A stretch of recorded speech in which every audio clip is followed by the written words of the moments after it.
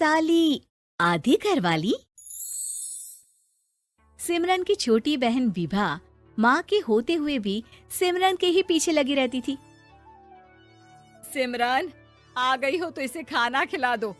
बोल रही है तुम जब तक नहीं खाओगी ये भी नहीं खाएगी। क्या है विभा, तुम खा लिया करो ना, मुझे ऑफिस से आने में देर हो जाती है।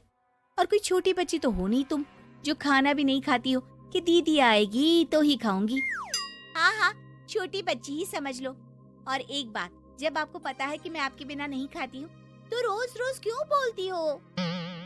अरे क्या है ये, दोनों बहनें कम माँ बेटी ज्यादा लगती हो। अरे दीदी की शादी हो जाएगी तब क्या करेगी बोल? जब होगी तब की तब देखेंगे। मैं तो दीदी के साथ ही रहूंगी हमेशा। दोनों की शादी ऐसे घर में कर देंगे जहाँ दो भाई हो।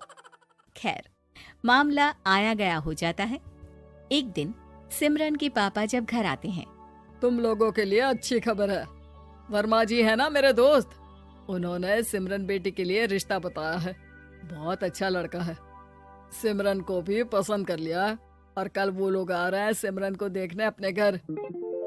सिद्धांत अपने माता पिता के साथ सिमरन को देखने आता है। उसे सिमरन अच्छी लगती है और शादी तय हो जाती है। सिद्धांत की माँ कहती है, अब तो हम लोग ले जाएंगे जल्द ही अपनी सिमरन को यहाँ से। अरे हाँ, क्यों नहीं, आपकी ही है अब तो हमारी बेटी।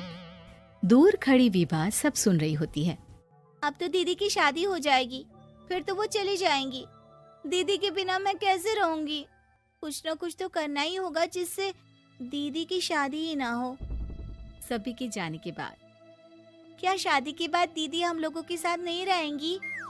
अरे नहीं तो फिर क्यों रहेगी, शादी हो जाएगी तो अपने घर चली जाएगी ना। तो मैं भी जाऊंगी उनके साथ, मेरा भी सामान पैक कर देना। अरे कैसे बात कर रही हो विभा, दीदी के ससुराल छोटी बहन नहीं जाती।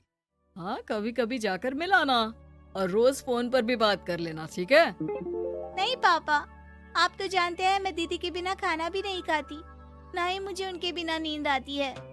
सिमरन बहन की बात सुनकर इमोशनल हो जाती है।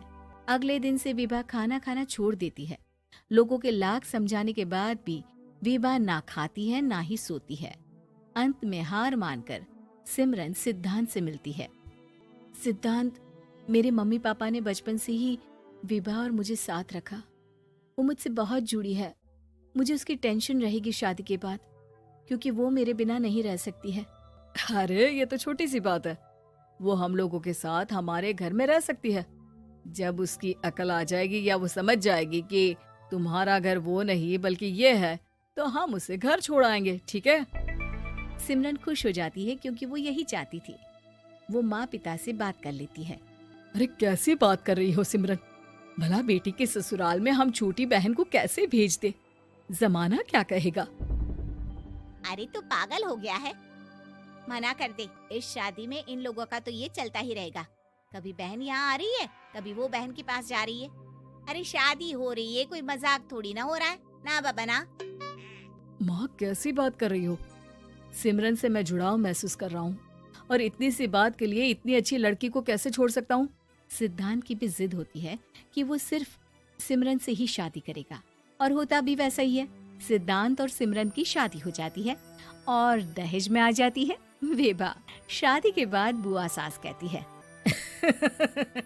अरे माँ ना, साली आधी घर वाली होती है, लेकिन ये क्या, तुम तो उसे घर ही ले आए। तभी चाची कहती है, सिद्धांत को तो हम लोगों ने सीधा समझा था, लेकिन सबसे तेज तो यही निकला। अरे देखो कैसे दहेज तो नहीं लिया, लेकिन साली पर कब्जा कर लिया। सिद्धांत ने इस और तो सोचा ही नहीं था, लोग उन लोगों के बारे में ऐसी भी बात करेंगे। वो वहाँ से चला जाता है और चुपचाप अपने कमरे में लेट जाता है। क्या हुआ सिद्धांत, तुम अचानक से परेशान हो गए, कोई बात है क्या? अरे नहीं, वो थक गया था ना, शादी की सारी तैयारी और रस्मों के बीच, सोच रहा हूँ थोड़ा आराम कर लूं। हाँ ठीक है, आप लेट जाइए, मैं विभा का बेड लगा देती हूँ जमीन पर। क्या? वो यहाँ सोएगी? हाँ, बताया तो था कि उसे नींद नहीं आती मेरे बिना। तो तुम आराम से लेटो ऊपर, हम लोग नीचे बिछा लेते हैं। अरे नहीं नहीं, तुम दोनों आराम से लेटो ऊपर, मैं माँ पापा के रूम में जा रहा हूँ। सिद्धांत वहाँ से दूसरे कमरे में चला जाता है, जहाँ सिद्धांत के पिता उससे कहते हैं, क्या बात है बेटा, तू उस कमरे में क्यों नहीं सो रहा? बहू से लड़ाई हो गई है क्या शादी के पहले दिन ही? अब नहीं पापा, वो दोनों बहनों को बात करनी थी और मुझे नींद आ रही है, तो मैं यहाँ सोने चला आया। अगले दिन सिद्धांत तैयार होकर ऑफिस जाता है। ऑफिस में लंच के वक्त दोस्त कहता है, क्या बात है सिद्धांत, इतना सारा खाना एक ही दिन में? हाँ यार, वो सिमरन को खाना बनाने का शौक है तो उसी ने बनाया है। यार हम लोगों की तो सिर्फ एक ही बीवी है, इसकी तो दो है ना। सिद्धांत को गुस्सा आ जाता है। कैसी बात कर रहा है तू? अरे तू तो भाग्यशाली है जो बीवी के साथ साथ साली भी आ गई। अरे साली लोगों की तो आधी घरवाली होती है, तुझे तो पूरी की पूरी मिल गई। सिद्धांत का पारा अब 7वें आसमान में पहुंच जाता है। वो खड़ा होकर उस लड़के से लड़ने लगता है। हाँ, मेरी शादी में मेरी बीवी के साथ मेरी साली भी आई है, ये सच है, लेकिन सिर्फ कुछ समय के लिए, क्योंकि उसने सिमरन को बचपन से ही माँ की तरह देखा और यूं अचानक वो सिमरन से अलग नहीं रह सकती थी। इसलिए सोचो, अगर मेरी बीवी उसके लिए माँ का स्थान रखती है तो मेरा दर्जा क्या हुआ? तभी वहाँ बॉस आ जाता है। माफ करना सिद्धांत, यहाँ इस मेंटल लेवल के लोग हैं। जरूरी नहीं साली सिर्फ आधी घरवाली ही हो, कभी वो छोटी बहन तो कभी बेटी भी होती है। वेल डन सिद्धांत।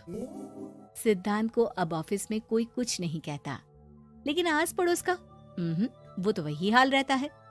सिद्धांत ऑफिस से घर की ओर आ रहा होता है कि रास्ते में उसे अपनी कॉलोनी का दोस्त मिल जाता है।